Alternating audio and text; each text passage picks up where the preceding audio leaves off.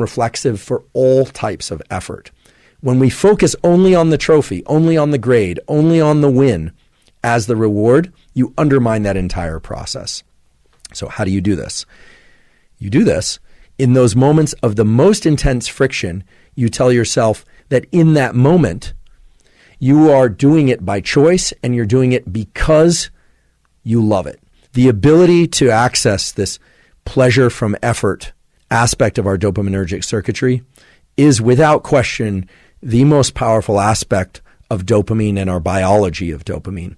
And the beautiful thing is it's accessible to all of us. And just to really underscore the things that can interfere with and prevent you from getting dopamine release from effort itself, don't spike dopamine prior to engaging in effort. And don't spike dopamine after engaging in effort. Learn to spike your dopamine from effort itself. Along the lines of how dopamine and dopamine schedules and our perception of things can shape the way that we experience things as pleasureful or not, there are beautiful studies mainly looking at sugar appetite and our sense of pleasure from sweet things, but also for savory foods, etc.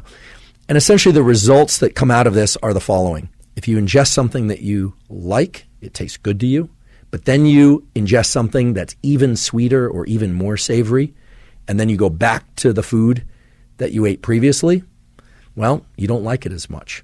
And that might seem like a duh, obviously, but that shift in perception can be blocked by blocking the shift in dopamine.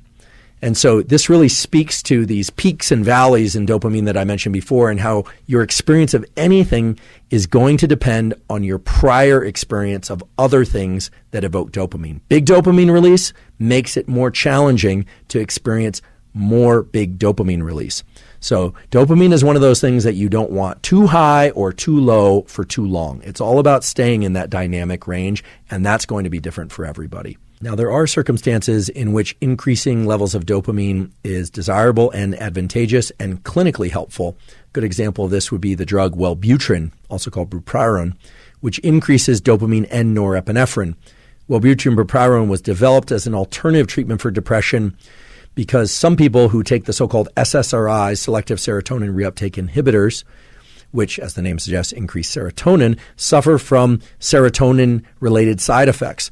Things like decreased appetite, decreased libido, or sometimes increased appetite, or other side effects that they don't want. And Wellbutrin seems to avoid the sexual side effects. It can blunt appetite and these sorts of things because of the increase in norepinephrine.